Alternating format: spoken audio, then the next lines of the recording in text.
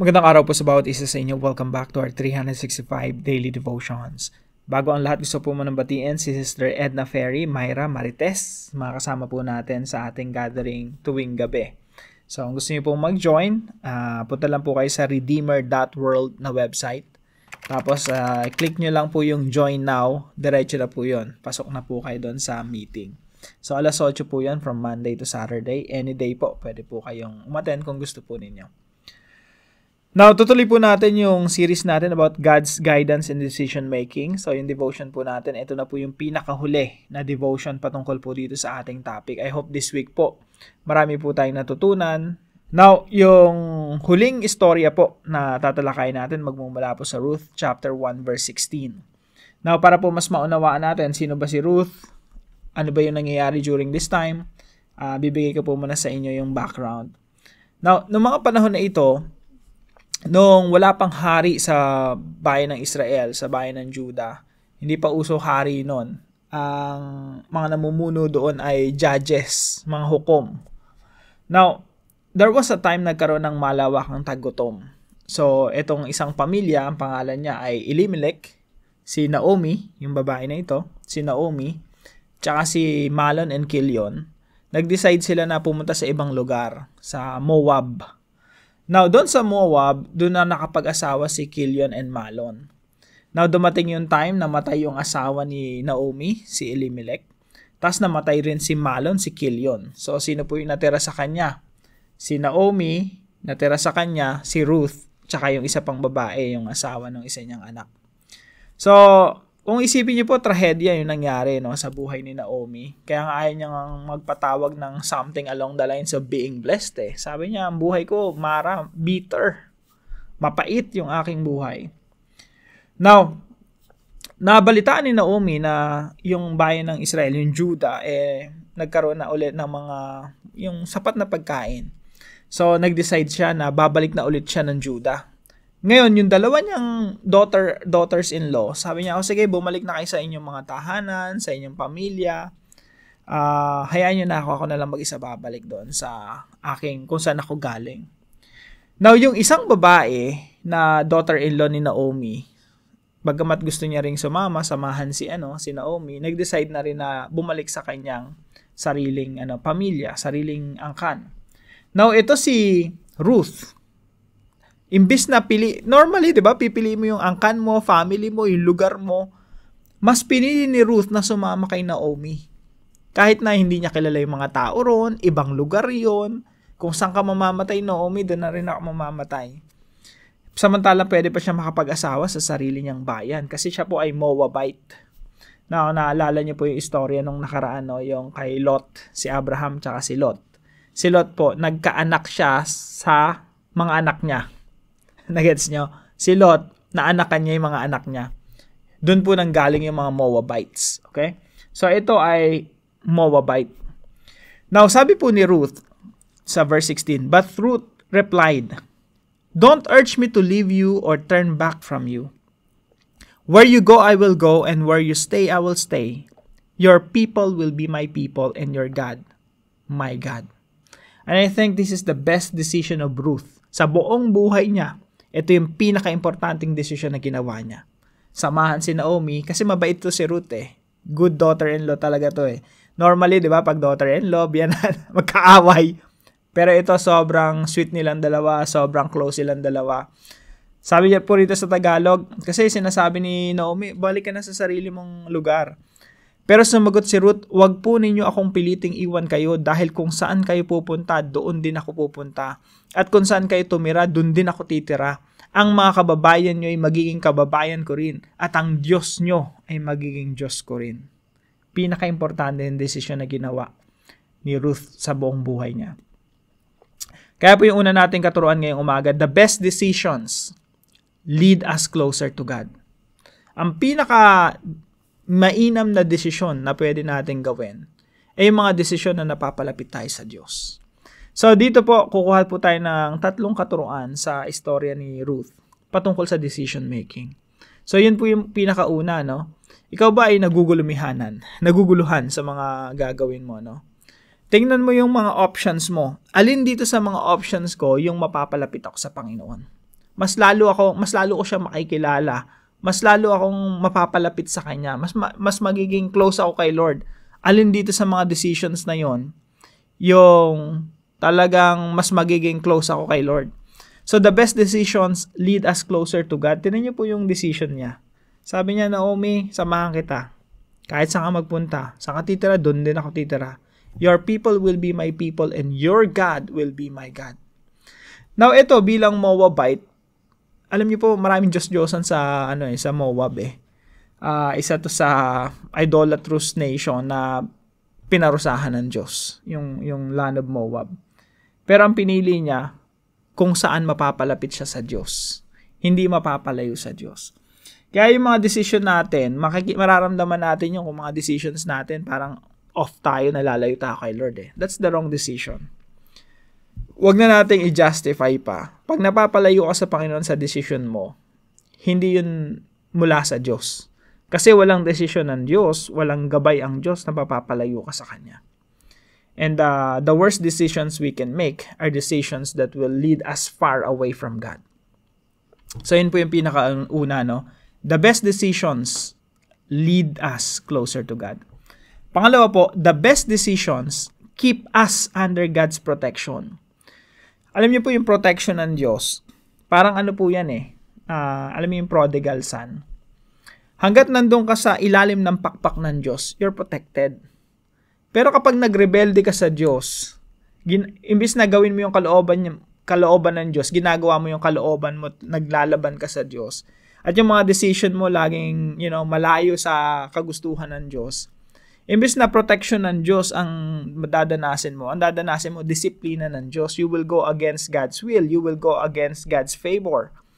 So, hindi pwedeng makuha mo yung benefit ng protection ng Diyos, guidance ng Diyos, yung mas maramdaman mo pa yung pagmamahal ng Diyos sa kabila ng pagpili mo ng mga bagay na masasama.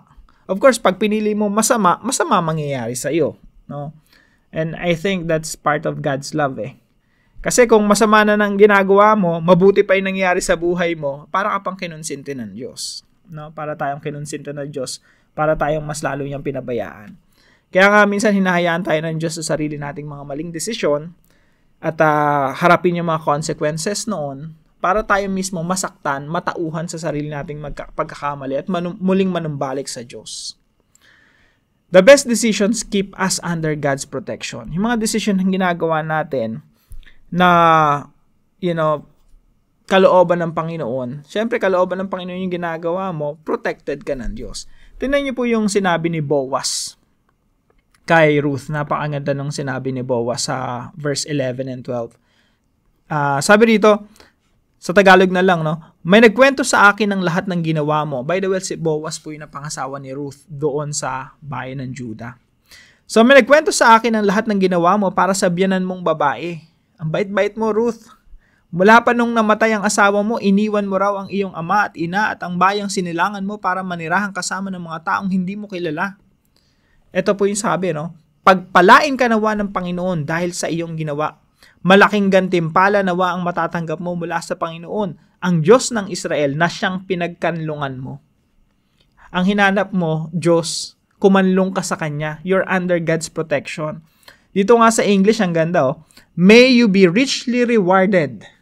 Pagpapala talaga ang dadanasin mo dahil nasa ilalim ka ng pakpak ng Diyos.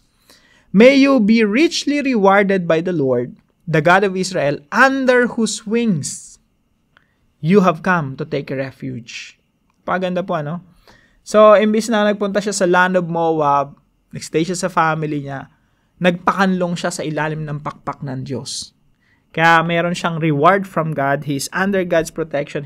She is under God's favor. Pangatlo po, the best decisions shape the future. Yung decision niya po na magpasakop sa kababayan na hindi niya naman kababayan, yung mga Israelita, magpasailalim ng Diyos, sa Diyos nila. Yan yung best decision na ginawa niya na nahubog yung future. Paano pong paraan?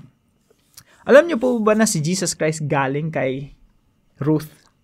Isang napakagandang istorya sa Bible, no? Si Jesus may dugong Moabite. Hindi purong Israelita yung dugo niya, may dugong Moabite. Now, sabi po dito sa Matthew chapter 1, talaan ng mga ninuno ni Kristo. Ito ang talaan ng mga ninuno ni Jesucristo. Pagdating sa verse 5, sabi dito, binanggit dito si Boaz tsaka si Ruth. Yun yung parents ni Jesus, no? Galing doon si Jesus kay Boaz, kay Ruth, na kung saan nanggaling si Haring David, at si Haring David, siya yung ninuno ni Jesus Christ. So basically, yung decision ni Ruth na pumunta sa bayan ng Israel at yung Diyos ni Naomi maging Diyos niya, nagkaroon ng impact sa future. Ginamit ng Diyos si Ruth para maging ina, kumbaga ninuno ng Messiah. Kaya po i-apply natin to, mga principles na to sa ating mga buhay. Number 1, let's make decisions that bring us closer to God. Pag gagawa tayo ng mga desisyon, we have to make sure na hindi tayo nalalayo sa Diyos. Kailangan yung mga decisions natin, hindi palapit sa tukso. Minsan kasi, tukso kasi gusto talaga nating lapitan. Yung mga tukso kasi attractive talaga. No? Walang tukso na hindi attractive eh. Lahat ng tukso, good and pleasant and pleasing to our flesh, to our eyes. Now, yung mga decisions na gagawin natin, hindi dapat palapit sa tukso, kundi palapit sa Diyos.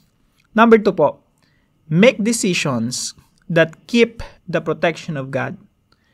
Yung mga decision natin, we have to make sure na nananatili tayo sa ilalim ng pakpak ng Diyos, ng protection ng Diyos. Huwag po tayong maglayas. No? Parang sa prodigal son, no? Na-experience niya yung love ng father, nung tatay niya, yung protection ng tatay niya, yung blessings ng tatay niya. Pero ang ginawa niya, naglayas siya. Anong nangyari nung naglayas siya?